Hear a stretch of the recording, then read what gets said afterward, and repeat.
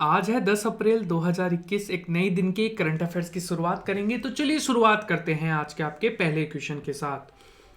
10 अप्रैल 2021 के current affairs हैं।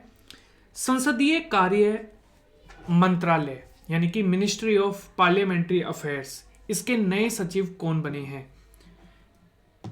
ये बने हैं ज्ञानेंद्र कुमार। यहां पर ऑप्शन नंबर ए आपका करेक्ट होगा। भारत के संसद के दो सदन होते हैं, एक होता है लोकसभा और एक होता है राज्यसभा। संसद के निचले सदन को लोकसभा कहते हैं और ऊपरी सदन को हम कहते हैं राज्यसभा। इसमें तीन अंग होते हैं, लोकसभा, राज्यसभा और राष्ट्रपति। इंपॉर्टेंट क्वेश्चन यहां पर बन जाएगा, संविधान के किस अनुच्छेद में भारत के संसद के बारे में बताया गया है? आर्टिकल 79 में। संविधान के किस अनुच्छेद को लोकसभा के बारे में बताया गया है? अनुच्छेद 81 में। संविधान के किस अनुच्छेद में राज्यसभा के बारे में बताया गया है? आर्टिकल 80 में। संविधान के संसदीय प्रणाली किस देश से ली गई है? तो यह है ब्रिटेन से। लोकसभा के सदस्यों का कार्यकाल कितना होता है? तो लोकसभा के 5 वर्ष। लोकसभा के सदस्य बनने की न्यूनतम आयु कितनी होनी चाहिए? 25 वर्ष। लोकसभा में अधिकतम सदस्य की संख्या कितनी है? 552 और वर्तमान में है 545। राज्यसभा के सदस्यों का कार्यकाल कितने वर्ष का है? 6 वर्ष का। राज्यसभा का सदस्य बनने के लिए न्यूनतम आयु कितनी होनी चाहिए? 30 वर्ष। राज्यसभा में अधिकतम सदस्यों की संख्या कितनी हो सकती है? 250, वर्तमान में है 245। किस संगठन ने विश्व आर्थिक आउटलुक रिपोर्ट जारी की है? यानी कि यहां पर मैनेजिंग डाइवर्सेंट रिकवरीज 2021 ये की है IMF यानी कि अंतर्राष्ट्रीय मुद्रा कोष के द्वारा। इस रिपोर्ट में चालू वित्त वर्ष 2020-21 के लिए भारत की GDP वृद्धि का अनुमान 12.5 रखा गया है। यह जानकारी 2021 में 11.5% के पिछले अनुमान की तुलना में 1% अधिक है। कोविड-19 के कारण होटल तथा रेस्तरां क्षेत्र की भारी उत्पादन और रोजगार का नुकसान हुआ है और इस रिपोर्ट के अनुसार उत्तरी अमेरिका, भारत, चीन अच्छी रिकवरी की उम्मीद यहां पर जताई जा रही है। तो यह भी इंपॉर्टेंट क्वेश्चन यहां पर बन जाएगा एवरीवन। इस रिपोर्ट में यह कहा गया है कि यूके अमेरिका वैक्सीन के मार्चर पर बेहतर प्रदर्शन कर रहे हैं और दूसरी ओर एशिया वैक्सीन आउटलुक रिपोर्ट पर पिछड़ रहा है। यहां पर इस रिपोर्ट के अनुसार पर्यटन पर निर्भर अर्थव्यवस्था को भारी नुकसान पहुंचा है। तो यह भी काफी इंपॉर्टेंट क्वेश्चन यहां पर बन जाएगा एवरीवन। IMF यानी कि इंटरनेशनल मॉनेटरी फंड, अंतर्राष्ट्रीय मुद्रा कोष, जिसकी स्थापना 27 दिसंबर 1945 को हुई थी, मुख्यालय है वॉशिंगटन DC में और इसके सदस्य देश हैं 190। अध्यक्ष हैं क्रिस्टालिनी जॉर्जिवा। इंपॉर्टेंट क्वेश्चन यहां पर बन जाएगा, किस रिपोर्ट को कौन सा संगठन जारी करता है? अगर हम वैश्विक आर्थिक स्थिरता रिपोर्ट की बात करें, IMF यानी कि international monetary fund, world bank जारी करता है डूइंग बिजनेस रिपोर्ट, विश्व सूचकांक प्रौद्योगिकी report WEF world economic forum जारी करता है, वैश्विक सामाजिक संरक्षण रिपोर्ट ILO यानी कि इंटरनेशनल लेबर ऑर्गेनाइजेशन, और वैश्विक भ्रष्टाचार रिपोर्ट TI यानी कि ट्रांसफॉर्मिंग यहां पर इंटरनेशनल जारी करता है। अगला क्वेश्चन है, रामकरण वर्मा को किस देश के में भारतीय राजदूत नियुक्त किया गया है? यह किया गया है यहां पर गोबान को। ऑप्शन नंबर डी आपका गोरबान कंट्री के अंदर यहां पर नियुक्त किया है। ये अफ्रीका महाद्वीप में स्थित है। राजधानी है यहां पर लिब्रेविले और करेंसी है CFA फ्रैंक। ठीक है, अगर हम यहां पर बात करें, अली बोंगो ओंडीमा जो है ये राष्ट्रपति हैं। प्रधानमंत्री हैं रोज क्रिस्टियानो रेपेंडो। अगला क्वेश्चन है, फाम मिन चिन ये किस देश के नए प्रधानमंत्री बने हैं? ये बने हैं वियतनाम के। ऑप्शन नंबर ए आपका करेक्ट होने वाला है। यहां पर देखो, वियतनाम किस महाद्वीप में स्थित है? एशिया महाद्वीप में। राजधानी है हनोई और यहां पर करेंसी है वियतनामी दोंग।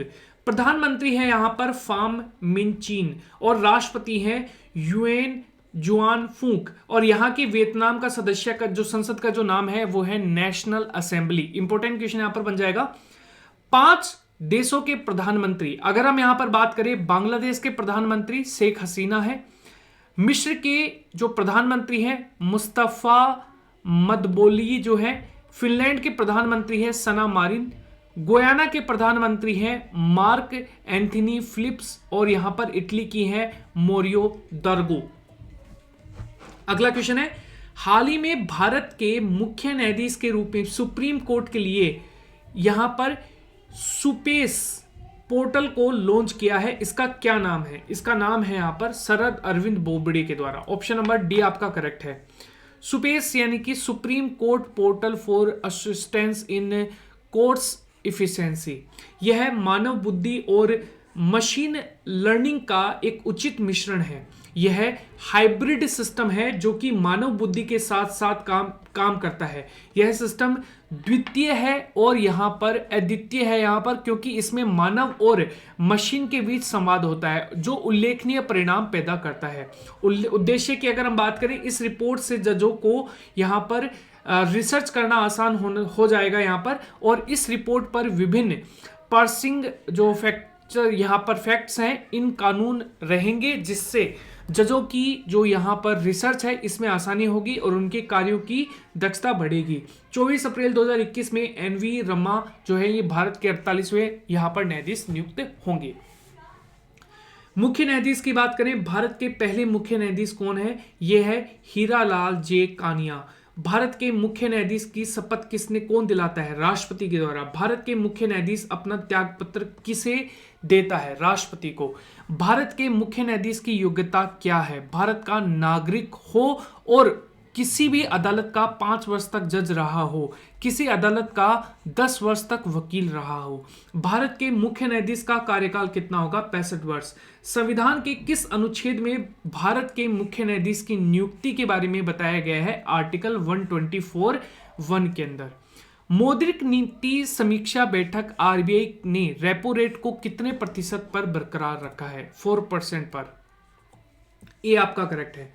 जब हमारे पैसों की जरूरत हो और अपना बैंक अकाउंट खाली हो तो हमें बैंक से कर्ज लेना पड़ता है, वैसे ही बदले में बैंक को ब्याज चुकाना पड़ता है। इसी तरीके से बैंकों को भी अपनी जरूरत या फिर रोजमर्रा के कामकाज के लिए काफी रकम की जरूरत पड़ती है। अगर हम यहां पर बात करें, इसके लिए बैंक, भारतीय बैंक जो है ये रिजर्व बैंक से कर्ज लेते हैं और बैंक इस लोन पर रिजर्व बैंक को जिस दर पर ब्याज चुकाते हैं उसे हम रेपो रेट कहते हैं। अगला क्वेश्चन अगर हम बात करें, अच्छा आरबीआई की बात करते हैं। ये आरबीआई जो है ये हमारे बैंकों को रेगुलेट करता है देश में। रिजर्व बैंक ऑफ इंडिया, भारतीय bank, reserve bank of India जो है इसकी स्थापना 1935 1 अप्रैल को हुई थी। और आरबीआई की स्थापना किस अधिनियम की प्रावधानों तथा अनुसार 1 अप्रैल 1935 को हुई? यहां पर अगर हम बात करें तो ये हुई थी आर्टिकल आरबीआई एक्ट 1934। ठीक है। अच्छा यहां पर अगर हम बात करें, मुख्यालय जो है ये मुंबई में है, गवर्नर है शक्तिकांत दास, बैंकों का जो बैंक है ये है आरबीआई। इसका राष्ट्रीयकरण 1 जनवरी 1949 को किया गया था। अप्रैल 2021 में फोर्ब्स द्वारा जारी वर्ल्ड बिलियनियर लिस्ट में शीर्ष पर कौन रहा है? Jeff Bezos.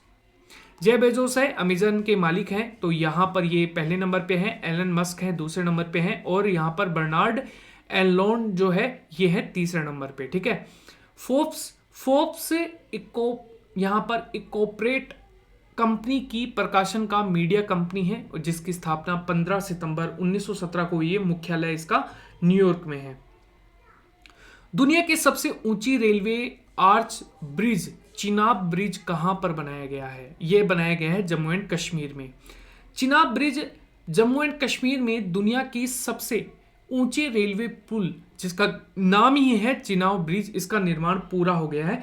इस पुल की ऊंचाई चिनाब ब्रिज के तल से 359 मीटर है और 1.3 किलोमीटर की पुल का जो उद्देश्य है ये कश्मीर की घाटी कनेक्टिविटी को बढ़ाना है। इसका निर्माण उधमपुर श्रीनगर बारामुल्ला रेलवे लिंक परियोजना के हिस्से के रूप में 1486 करोड़ रुपए की लागत में किया गया है। जम्मू एंड कश्मीर 370 हटने के बाद ये केंद्र शासित प्रदेश है। राजधानी है जम्मू शीतकालीन में, श्रीनगर है ग्रीष्मकालीन में। मनोज सिन्हा है यहाँ के उपराज्यपाल। अटल इनोवेशन मिशन यानी कि AIM के नए मिशन निर्देशक कौन बने हैं? ये बने हैं डॉक्टर चितन वैष्णव। अटल इनोवेशन मिशन यानी कि अटल नवाचार मिशन देश के नवाचार उद्यमिता को संस्कृति को बढ़ावा देने के लिए नीति आयोग की एक प्रमुख पहल है।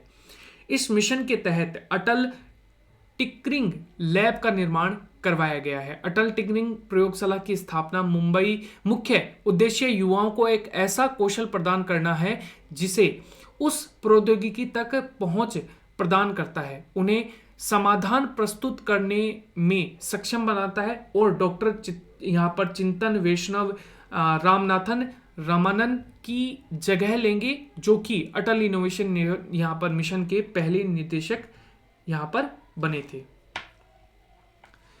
5 नियुक्तियां नए पर्यटन सचिव अरविंद सिंह, सोमनाथ मंदिर ट्रस्ट नरेंद्र मोदी, चंडीगढ़ कांग्रेस अध्यक्ष सुभाष चावला, प्रेस सूचना ब्यूरो PIB ये हैं राजीव भटनागर, महाराष्ट्र के मुख्य सचिव हैं सीताराम कुंटे। देवी शंकर अवस्थी स्मृति सम्मान 2020 से किसे सम्मानित किया गया है? आशुतोष भारद्वाज को। यहाँ पर ये सम्मान जो है ये यहाँ पर 5 अप्रैल को दिया गया है, तो ये भी आपको यहाँ पर याद रखना है, ठीक है। इनको यहाँ पर पुरस्कार जो है ये प्रदान किया गया है उनके यहाँ पर हिंदी आलोचना के विकास में यहाँ पर उनको योगदान के लिए यहाँ पर दिया गया है। तो ये भी एक इंपॉर्टेंट क्वेश्चन यहाँ पर बन जाएगा। आज का आपका टेस्ट का क्वेश्चन है, देश के नए राजस्व सचिव यानी कि यहाँ पर रेवेन्यू सेक्रेटरी कौन बने हैं? तो आपको बताना है कमेंट सेक्शन में। अगर आपको ये वीडियो अच्छा लगा है तो वीडियो को लाइक कीजिएगा और वीडियो को शेयर जरूर कीजिएगा। Thank you everyone, bye guys, take care.